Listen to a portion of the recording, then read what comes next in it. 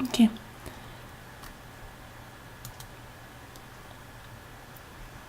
Ok, donc passons à travers les leçons sur l'air et le volume. Donc l'air total, je suis à la leçon 2. Leçon 3, pardon. Donc, pour t'aider à retrouver l'air d'un objet à 3 dimensions, on a vu que l'air, c'était un nombre de carrés, c'est une surface. Donc, dans un objet à 3 dimensions, il faut considérer toutes les surfaces.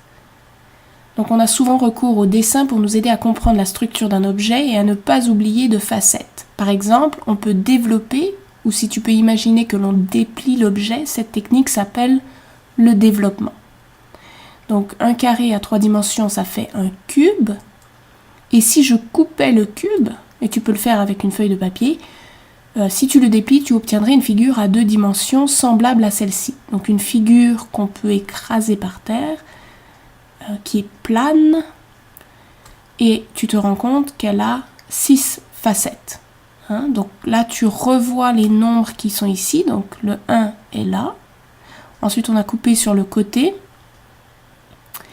Et on a déplié, le 2 se retrouve là, le 3 ici, et finalement de l'autre côté, à l'opposé du 1, il y a cette face-là. Non, là je ne suis plus sûre de comment ils l'ont déplié. Bref, de l'autre côté du 2, tu sais qu'il y a une face aussi, à l'opposé du 3, il y a une face aussi. Donc quand tu le déplies, ça donne ça. Maintenant à la leçon... Oups, c'est pas ce que je voulais faire. C'est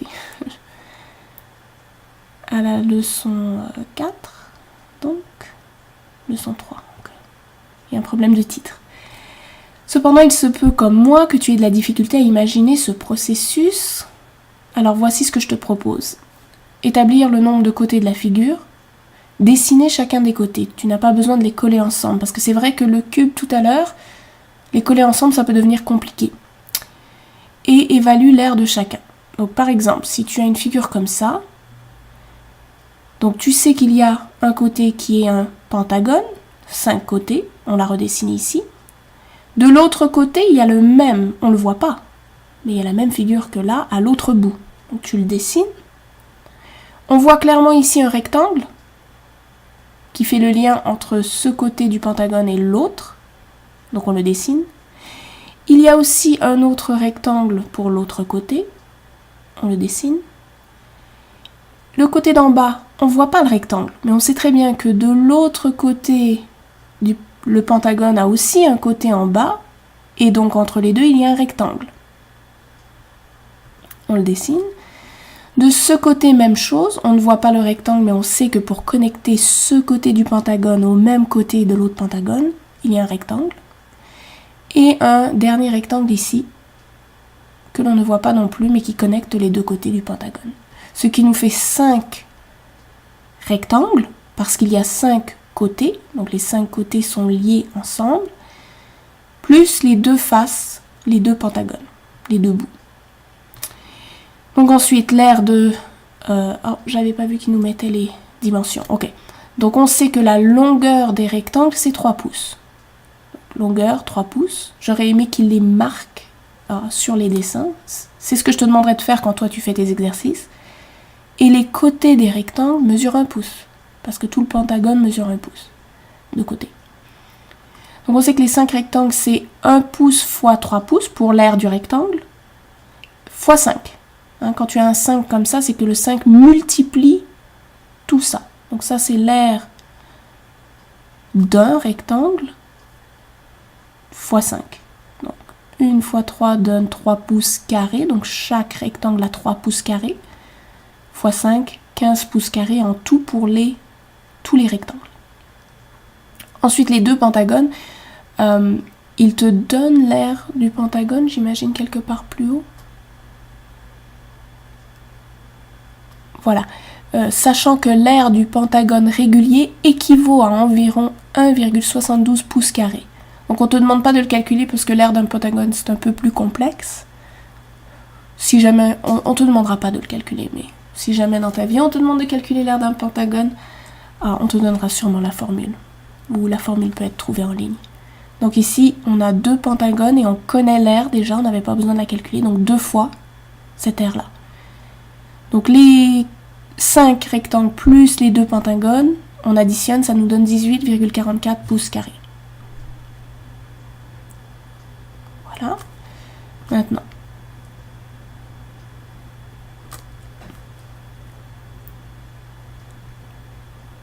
Voilà. Alors, comment calculer l'aire des objets contenant des courbes?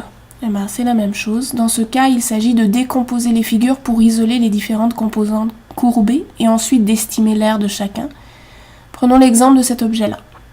Donc c'est un objet un peu complexe, mais on va le prendre un par un. C'est-à-dire le cylindre vert. D'abord, on va calculer l'aire de ce cylindre. Ensuite, on calculera l'aire de l'autre cylindre. Une chose à la fois. L'aire du cylindre. Alors, on sait que la surface en haut, c'est un cercle. Et on sait que l'aire du cercle, c'est pi fois r au carré. Ces formules te sont données. Pardon. Donc, pi, c'est 3,14. Ensuite, le rayon r, c'est 1 pouce. C'est écrit en rouge. Donc, pi fois 1, ça donne pi, hein, 3,14 pouces carrés. Bon, ça c'est pour l'aire du cercle dessus. Mais il y a 2 cercles. N'est-ce pas? Donc, ils n'ont pas calculé l'aire d'en dessous. Alors, oublie ce que j'ai dit. Normalement, si tu faisais l'aire totale ici, tu aurais 2 cercles. Mais ici, ils ne calculent pas l'aire d'en dessous parce qu'elle n'est pas visible. Elle n'est pas... ça ne fait pas partie de la surface de l'objet au complet. Bon, alors un seul cercle. Ensuite, le contour ici... Beaucoup d'élèves trouvent ça un peu complexe. Je vais juste te montrer un instant. Ok, donc si je reprends ma caméra, voilà. Donc, si je prends cette feuille, voilà, et que je fais un cylindre avec, voilà. Donc tu vois qu'il y a un cercle au-dessus. Si tu l'imagines, il y a un cercle en dessous. Mais le milieu, qui est courbé, le milieu, tu vois, si je le déplie, c'est un rectangle. Okay, donc le contour d'un cylindre, c'est en fait un rectangle qui a été courbé. La longueur de ce rectangle, donc la ligne ici, si je le replie comme cylindre, c'est en fait le tour du cercle, c'est-à-dire la circonférence du cercle. Ok? Donc je le redéplie. La circonférence devient la longueur de mon rectangle. Et la largeur, ici, c'est en fait, quand je le replie, la hauteur du cylindre. La hauteur. Donc si on fait la hauteur fois la circonférence de notre cercle, c'est comme si on faisait longueur fois largeur. Ok? Donc je reviens, je replace ma caméra, je reviens à ton cours en ligne. Voilà. Donc ici, c'est pour ça qu'on te dit que le côté, c'est le rectangle de 1,5 pouces, donc la hauteur, fois 2 pi r. 2 pi r, c'est la circonférence qu'on a vu tout à l'heure dans le cours sur le périmètre. Donc 2 fois pi, c'est 2 fois 3,14 fois 1, qui est le rayon du cercle d'en haut. Donc ça, c'est la circonférence, c'est-à-dire la longueur de ton rectangle qui fait le tour du cylindre. Donc 1,5 fois 6,28, ça donne 9,42 pouces carrés, parce qu'on est dans l'air. Maintenant, on doit... Oh non, on ne doit pas additionner, on doit faire le gris. Donc le cylindre gris d'en dessous, c'est la même démarche, c'est-à-dire que l'air, c'est pi fois r au carré. L'air de quoi? L'air du cercle au-dessus. On va faire le cercle en dessous. L'air visible ici, c'est tout ça. Et c'est un anneau. Donc ce n'est pas l'air au complet, c'est l'air moins l'air du cercle vert, qu'on n'a pas calculé tout à l'heure. Donc, en dessous. En dessous, on fait la formule de l'air du cercle d'en dessous en utilisant le rayon qui est de 2. Ensuite, le côté, c'est-à-dire voyons, le rectangle qui fait le tour. Donc le rectangle de 1 pouce par 2 fois pi fois r qui est la circonférence. Voici les nombres. Et au-dessus, ils te disent l'aire du cercle gris moins l'aire du cercle vert. Effectivement, parce que on doit soustraire l'aire du cercle vert pour obtenir juste l'anneau autour. Donc l'aire du cercle gris, on l'a ici, on l'a calculé. L'aire du cercle vert, nous l'avons ici, parce que ce soit au-dessus ou en dessous, c'est la même chose. Donc nous pouvons soustraire facilement 12,56 moins 3,14, ce qui nous donne 9,42. Donc maintenant, quand on fait l'aire totale, cette étape est très importante. On doit prendre toutes les réponses qu'on a et les additionner ensemble. Et la difficulté, c'est de ne pas oublier une face. Voilà, pour l'aire de la surface. Tu fais ça avec toutes les formes que tu peux avoir. Maintenant, pour le volume. Alors, je t'ai donné... Oups, pas cette diapo. Je t'ai donné les formules tout à l'heure un peu, mais enfin, ce sera donné au quiz ou aux examens. Donc, une mesure, donc ça je l'avais dit dans la vidéo sur les préalables, la mesure de longueur c'est à une dimension, donc puissance 1, donc une ligne. La mesure de l'air représente 2 dimensions, donc puissance 2, exposant 2, c'est pour ça qu'on a des centimètres carrés, des pouces carrés. Et le volume représente 3 dimensions, c'est-à-dire longueur, largeur et hauteur ou profondeur, c'est-à-dire exposant 3, donc cube.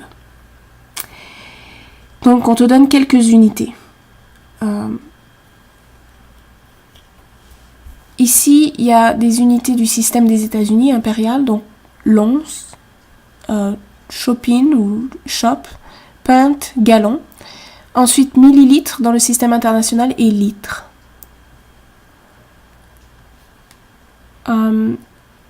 Ensuite, on te donne un facteur de conversion ici, donc une once vaut 29,573 millilitres. Ça aussi, ça t'est donné aux examens. Ici, tu as une autre conversion aussi par rapport au gallon anglais et au gallon américain. Bref, tout ça, ça t'est donné quand tu as du travail à faire. Donc le volume. Là aussi, on te donne des conversions. Donc 1 cm3, c'est-à-dire un petit cube d'1 cm de côté, chaque côté, ça vaut 1 millilitre.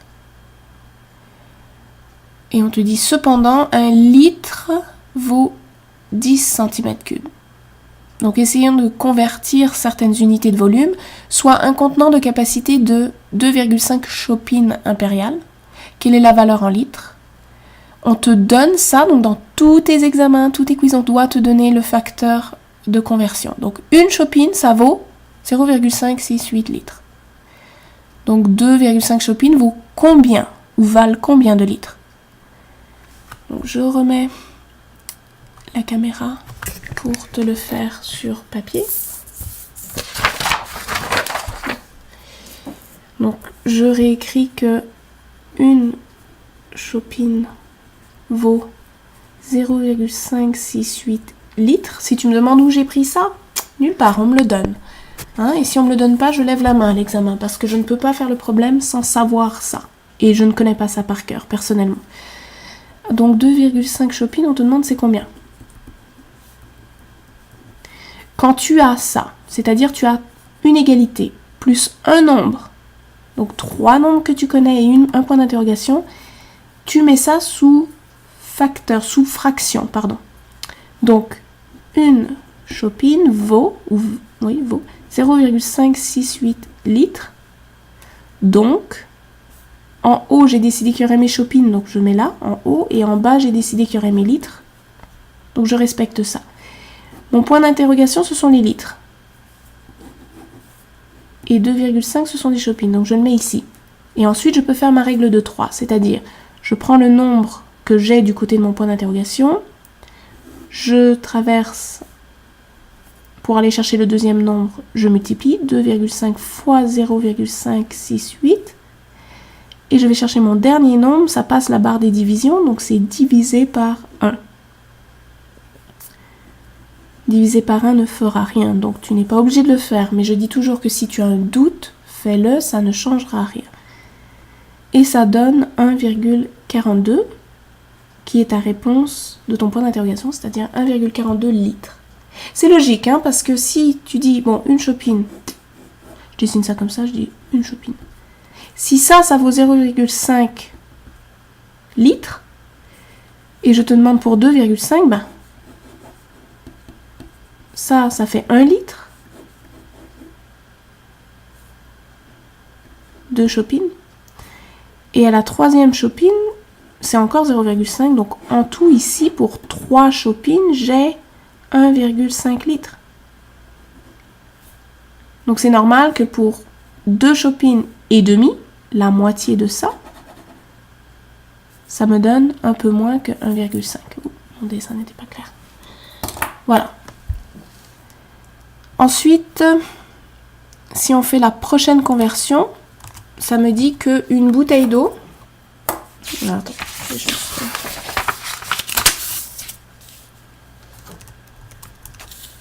Voilà. Donc une bouteille d'eau contient 757 ml d'eau, exprime ses valeurs en onces. Alors, combien d'onces? Voici ma question. Donc, on doit me donner un rapport. On me dit que 1000 millilitres est égal à 33,8 onces. Hein, once ou ose, parce que anglais, français. Ça n'a pas d'importance de toute façon. Bon, voilà. Même chose, j'ai un rapport égalitaire, j'ai une question, donc j'ai 3 nombres et il m'en manque un, je sais que c'est 2 fractions équivalentes, donc je les place. Je place toujours celui-là en premier. 1000 millilitres valent 33,8 onces. Donc, et là je m'occupe de celle-là, en n'oubliant pas, mes millilitres sont en haut, mes onces sont en bas, je fais ça avant d'aller chercher mes nombres, pour être sûr que je suis logique. Et maintenant, je place, j'ai mes millilitres, 757, je cherche mes onces, et je fais ma règle de 3. Donc du côté de mon point d'interrogation, je prends le nombre, 757, je traverse en diagonale en multipliant, 33,8. Je vais chercher le dernier nombre, je passe la barre des divisions, donc je divise par 1000. Et au total, ça nous fait, je fais même pas le calcul, je regarde sur le site, 25,5866 oses ou onces. Voilà. Donc c'était pour le volume, en fait plutôt le volume en système, comment je peux dire, dans la cuisine en fait, quand on mesure des liquides, on mesure un volume de liquide. Donc tous ces calculs c'était plutôt pour ça.